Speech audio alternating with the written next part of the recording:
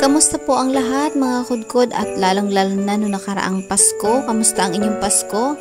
Pero bago ang lahat, ito nga pala yung vlog natin before mag-Christmas, ang simbang gabi. Sino po ba sa inyo dyan ang nakatapos o nakompleto ang 9 days simbang gabi o 9 days novena? Karamihan sa atin ay gustong kompletuhin dahil after daw makompleto ay magwi-wish sila at naniniwala na matutupad ang kanilang mga wish. Ito nga pala yung unang simbang gabi dito sa amin at meron ditong isang grupo na laging nagbibigay ng pagkain after ng mass. At sila nga pala ay ang mga Guntod Boys, sabi nila. Pero ngayon ay patag na daw ang kanilang kanto. Kaya naman na sila ay blessed na blessed dahil nagsishare sila ng kanilang mga blessings. Maraming salamat sa inyo mga Guntod Boys o Patag Boys. At ito pa, meron pa nga palang sorpresa dito sa amin. Pagkatapos ng misa ay nagkakaroon ng raffle draw. At itong aking hipag, nanalo nga siya. Ito at bitbit niya na pauwi. O diba, unang araw pa lang ng simbang gabi, nakakuha na kaagad ng regalo. Oo, ang saya. At ito na nga, pauwi na kami niyan. At etong aking pamangkin talaga ay gusto pang kumuha nitong sopas. Sopas ba talaga to? Ay, nakalimutan ko na talaga kung sopas o anggoto. Pero ganun pa man, masarap yan mga kudkod kasi laging mainit. Ayan, ang sisipag. At alam niyo mga kudkod, hindi ko talaga natapos ang 9 consecutive simbang gabi o novena. Kahit gustuin ko man mga kudkod, talagang gustong-gusto kong tapusin o makompleto ang 9 novenas or consecutive simbang gabi. Pero dahil nga nagkasakit ang aking anak, nilagnat. 2 gabi lang kami nakapagsimba mga kudkod. Kasama ko ang aking anak nung pangalawang gabi kasi ito yung unang gabi at hindi ko siya kasama. Pagkatapos namin magsimba nung pangalawang gabi, abay nilagnat ng aking anak. Kaya naman hindi na talaga ako nakapagsimba kasi on and off ang kanyang lagnat. At ito pa, pagkatapos ng kanyang lagnat, abay, ubo naman ang pumalit. Paskong Pasko mga kudkod, talagang hindi kami nakapagsimba dahil nga talagang grabe yung ubo niya. Pero nagpapasalamat pa rin ako mga kudkod sa ating Panginoon dahil gumaling na ang aking anak at nairaos natin ang Pasko. At ito nga bago yan magpasko, talagang dinala ko siya sa manghihilot kasi sabi ko baka ito ay may pilay. Kaya alam niyo na dito sa amin sa probinsya uso yung mga ganyan. Pero mga kudkod, pina-check up ko pa rin yan para 'di ba sigurado tayo. Hindi lang tayo sa manghihilot kundi ganoon din sa doktor. At yun nga mga kudkod, nung pina-check up ko, ang sabi ng doktor ay maga ang lalamunan, kaya pala on and off ang kanyang lagnat. At siguro dahil nga sa matatamis na kinain nung party at nung birthday ng aking pamangkin. At ito na nga mga kudkod, nung gabi mismo ng 24th, ito nga pala yung kaganapan. Alam nyo marami sa amin dito nakakatuwa talaga ang mga bata. At sila talaga ay nagsuot pa ng kanilang costume o talagang para-pareho sila naka-red at kumakanta. Ayan, pinagtripan ko mga kudkod. Sabi ko, sige, kanta pa kayo. Kaya naman matagal-tagal ko silang pinakanta. Sabi ko, the more na kanta, the more na mas malaki yung bayad. At ayun nga, nakakatawa talaga sila, no? Alam ko sa mga OFW dyan, ito rin yung isang nakakamiss dahil syempre dito lang ito sa Pilipinas ang mga caroling na nagaganap. Dyan sa ibang bansa, lalo na sa Middle East, walang ganito. Pero syempre, kanya-kanya lang rin yan kung paano mag-celebrate. Kahit mga nasa abroad, abay, ang Pilipino pa, maparaan yan.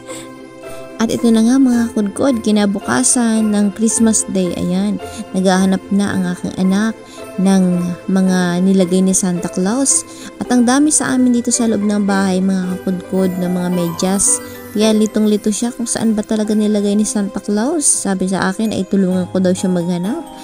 Kaya naman umakyat din ako para tulungan siya. Sabi ko, tingnan mo lang kung saan nilagay ni Santa Claus. Kasi kagabi, alam niyo mga kudkod, tulog talaga siya. Kasi nga na pagod siya sa kakaubo. Buti na lang yung umaga ay magaling na. At ito nga, nakita niya rin yung medyas ni Santa Claus ay medyas na nilagay niya. Ayan, nilagyan nga pala ni Santa Claus ng mga candy kung ano-ano. Pero alam niya naman mga kudkod na hindi pa siya pwede kumain ng mga matatamis. Kaya itatabi niya muna. Ayan, Sabi niya maghahanap pa daw siya. Nakita niya yung isa. Abay, titignan natin, samahan natin maghanap. Sa baba, ang dami kasing medyas na nakasabit sa amin sa mga bintana. Kaya sabi ko, hanapin mo lang, meron din dyan.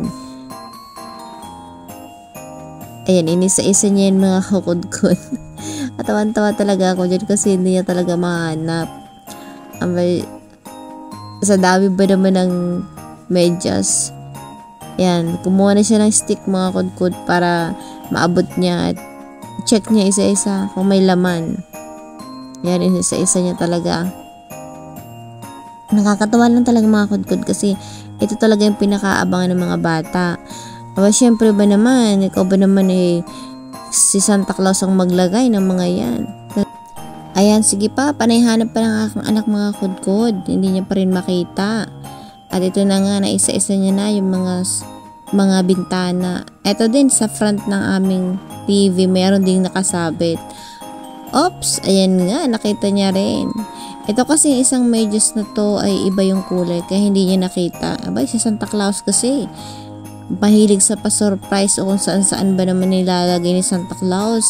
Nagmamadali siguro kagabi kaya dyan niya lang nilagay. Nakita niya rin sa wakas. Ayan. At syempre titingnan niya yung mga kudkod. Dalawa pala ang nilagyan ni Santa Claus na medyas. Siguro nagmamadali Santa Claus kasi siniksik niya na lahat sa dalawang Santa sacks kasi ang daming yan mga kudkod. Napapagod siguro si Santa Claus saka nagmamadali yun, ang daming pupuntahan kaya hindi niya na inilagyan isa-isa. Yan, tuwan-tuwa ang aking anak. Siyempre ba naman kagabi talagang ang ubon niya mga kudkod, hindi kami nakapagsimba. At ito na nga mga kudkod, pumunta rin ako ng Naga City dyan. Kasi nga mga kudkod, sabi ko bibilhan ko ang anak ko ng gift kasi hindi ko ba naman nabilhan sa sobrang busy namin. Hindi sa busy, talagang nagkasakit yung anak ko ng 1 week, nilagnat at after nun inubo. Kaya kahit pumunta ng Naga City or makapamili ng kanyang regalo ay wala. Kaya today, kasi nga naman naiyak na siya, sabi niya sa akin, Mama, bakit wala akong regalo? Ayan.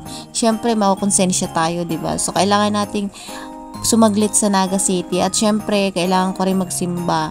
Sinabay ko na ang pagsisimba dahil kagabi nga hindi tayo nakapagsimba. So ito nga, maganda dito sa simbahan na to sa San Francisco Church kasi ang lapit lang nito sa sentro. Ang laki ng simbahan na to mga kudkod. At ito lagi yung pinupuntahan ko dahil ewan ko, feel ko talaga dito mga kudkod magsimba kasi pagpasok mo sa loob napaka solemn niya.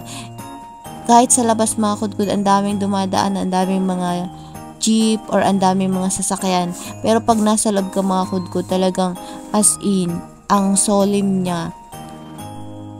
Ayan, pagkatapos ng misa ay pipila na yung mga tao kasi nasa harapan si Baby Jesus. Kasi dito sa atin as Catholic, ayan, ito yung tradisyon natin every year during Christmas Day. Meron tayong yung si Baby Jesus, ayan, pwede tayong mag-kiss sa kanya.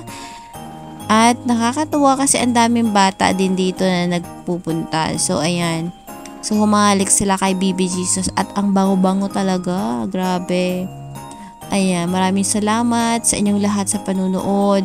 Alam ko sa inyo dyan, lalo na sa abroad, talaga namimiss ang Christmas dito sa atin sa Pilipinas. Pero huwag kayong mag-alala, Pilipinas pa rin naman to. At pag uwi nyo, sulit-sulitin nyo na. Diba? At ito ang mga kudkod, paglabas ko ay umuulan. Buti na lang talaga nagdala ako ng payong. Pupunta na ako niyan mga kudkod sa SM dun sa kabila at sasakay pa ako ng tricycle para bumili ako ng gift ng aking anak. Doon maraming tao mga kudkod sa SM. Pero dito sa sentro ay nako kakaunti ang tao. Ayan, thank you so much mga kudkod. Maraming salamat. Merry Christmas and Happy New Year!